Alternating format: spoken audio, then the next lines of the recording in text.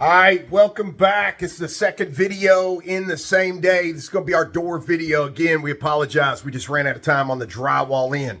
So we wanted to have enough time to show you the door install and all that so that you knew. Tom, what are you doing? Playing with the door. Of course you are. So look, we got our door back here. These are awesome doors, by the way. These are a really cool new style. They're called Logan doors. Very popular. We've already got the first one in. We're going to show you. We're going to walk you through. We want to show you what's going on. Doors are not hard at all. It's all about being consistent, level, putting your blocking in, your shim work in. We're going to show you. We're going to walk you through the whole thing. So we're going to get, we've already got this door installed right here. We're going to get this other one over here installed to the other bedroom. But we want to show you a couple things, and right out the gate, something I want to show you what you need to do. We use for our blocking, okay? We use 1x4. Don't have to be prime, nothing like that. All we're looking to do, we're going to take our tape measure. We're going to make our own blocking. Okay, so very simple. Every 5 inches, I'm going to cut those. 5, 10, 15, 20, the whole 9. We're going to do that. I'm going to cut all the blocks. I'm going to bring you right back and show you why we cut all those like that. All right, so we're getting ready to get started here. I want to show you a few things. These are the tools we're going to be using along the way. Got a jam saw. Okay, we got the 2 screw guns. That's going to pre-drill for us. It's going to allow us to sink the head of the screw. We got longer shims, shorter shims, brad nail gun. So we got everything going on. Plus our main ingredient, the level. So Tom tuned them in.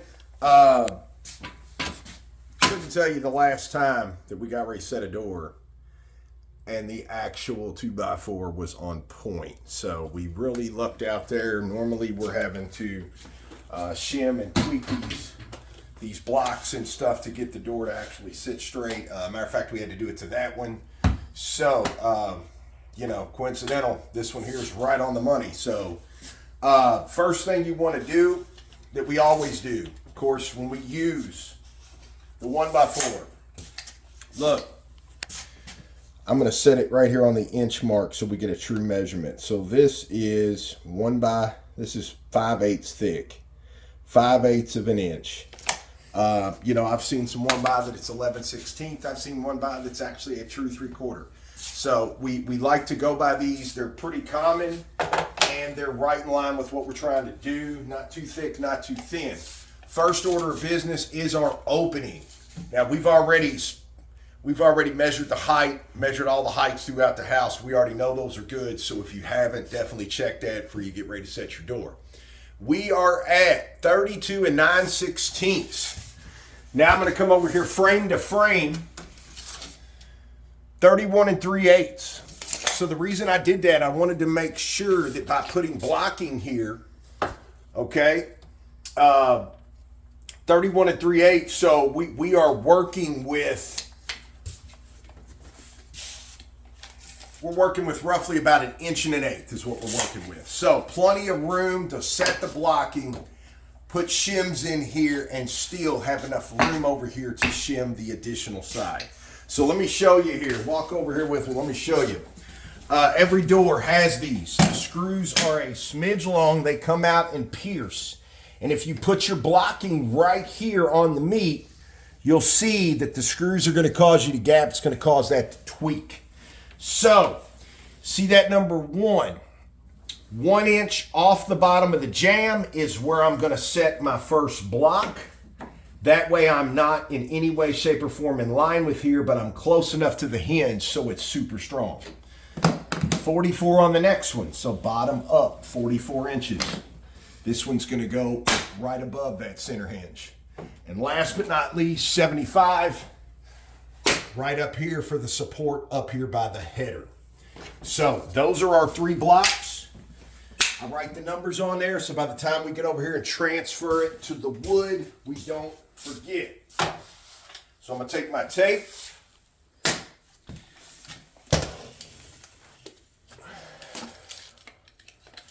We're going to mark the first inch So we're just going to put this first one. I'm not going to set it on this difference here. We're going to set the first one right on the stud. Okay, and then from the floor up, number 2 and number 3, we got to go up 44. We're going to mark that 44 right there. That's going to be the bottom. Okay, then we're going to take this up to our 75, mark that. And again, the bottom of the block is going to go right there. That way we're dodging all those hinges on this side. And we don't have to worry about hitting those and causing everything to tweak.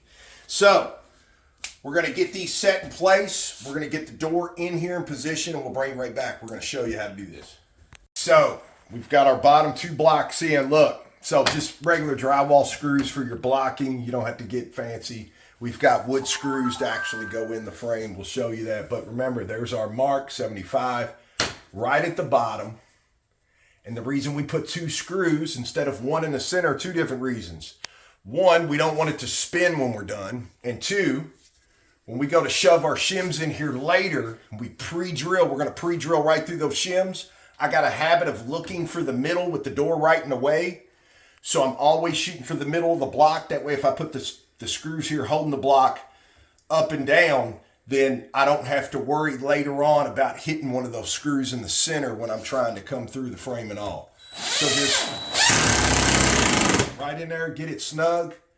If it twisted, straighten it up. And snug that one too, till you're tight. Just like that.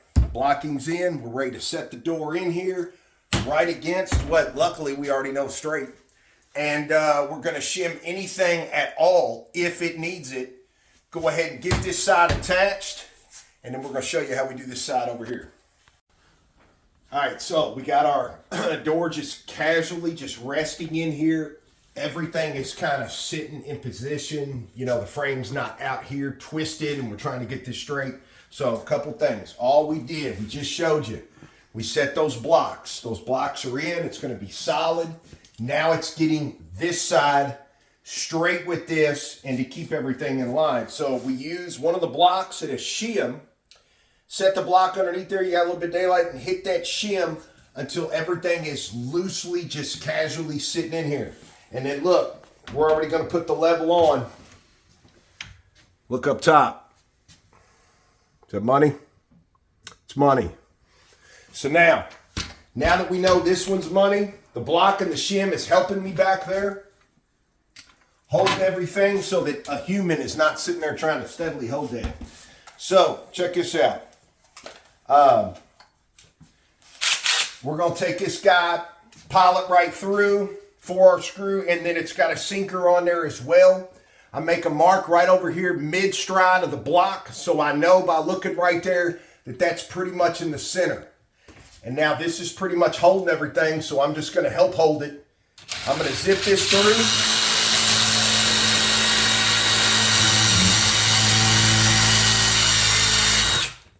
And we're going to get a nice screw hole in there. You know, again, we were just fortunate we didn't have to shim that top at all. It's rare. Now we're going to go ahead and sink this, and keep in mind, your jam back here and your jam out here are even with the drywall. So you just got to watch that as you're installing your doors. We're going to send this guy right in. Right there. You can feel it drawing and getting tight and trying to draw that door and twist it. We stop right there. It is snug. It's secure. And like everything else you do, we're going to recheck what we just did and make sure that didn't come out of proportion. Dead straight, okay? Now we're going to move down the line. So keep in mind, every time we put another screw in here, that's why it's important. We bought split jams so we can pull the jams out. Just make sure, don't forget out of habit and keep screwing, and your jam is way out here. Your hole's going to be off. You're going to have to undo that, fix it all. So we just walk that down as we go with that jam to make sure we're good. Okay, so look, we screwed our bottom in just like the top. We showed you that. I don't know if you see it or not. There's a shim that we inserted in behind the bedroom side here. We shoved that in till it pushed the center of that frame right here and closed that. Now, not only are we straight, we are tight going down. all the way. So now we know the hinge side is correct. The door is still back here holding all this weight. Now, just like we did the last one, remember I look for center, right about there, right in line with that shim.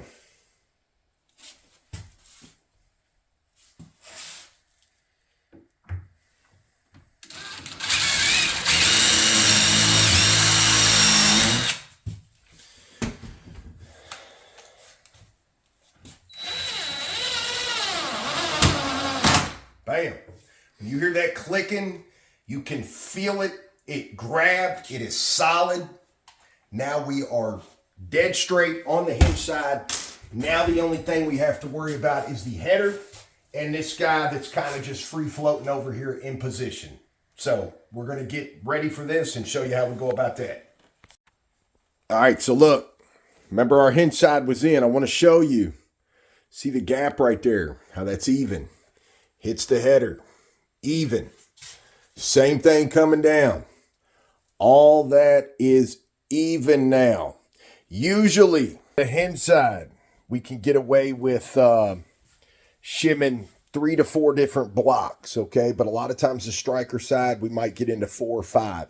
If the wood is twisted, if the just all kinds of little things come into play on the striker side. And the striker side is really, what's holding that latch, the doorknob. So we want that solid. So that's why we had 4 or 5 different blocks over here. We switched over on the striker side to 1/4 inch. I'm going to show you. We got 1/4 inch blocking back here, plus our shims, okay? And again, our screw right here, that'll get the dowel rod. We'll cut that clean. We'll sand that right smooth, and then we'll finish all these doors out. But out here, our split jamb is level with the drywall. Our inner jamb is level with the drywall. When we shut our door, not only do we know it's level, when we shut, everything is in line like it's supposed to be, both sides.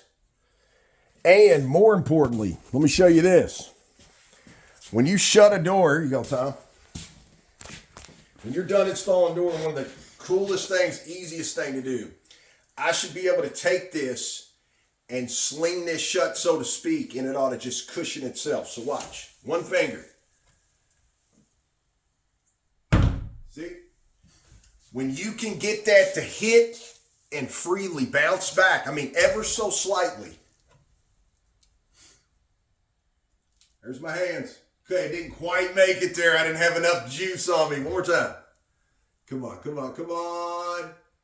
Okay, that's close enough. You get what I'm saying, though. Freely swinging at everything. This sucker, bing, there you go. That's what you're wanting, because when that shuts, it's going to feel solid. It's going to hit solid. When you open it, you're not going to open the door and it wants to sit here and rock in or rock out. And then look at our other door over here. The one, come out here in the hallway, Tom. The one we already showed you, okay? Same thing. That way you know I'm not cheating. Look.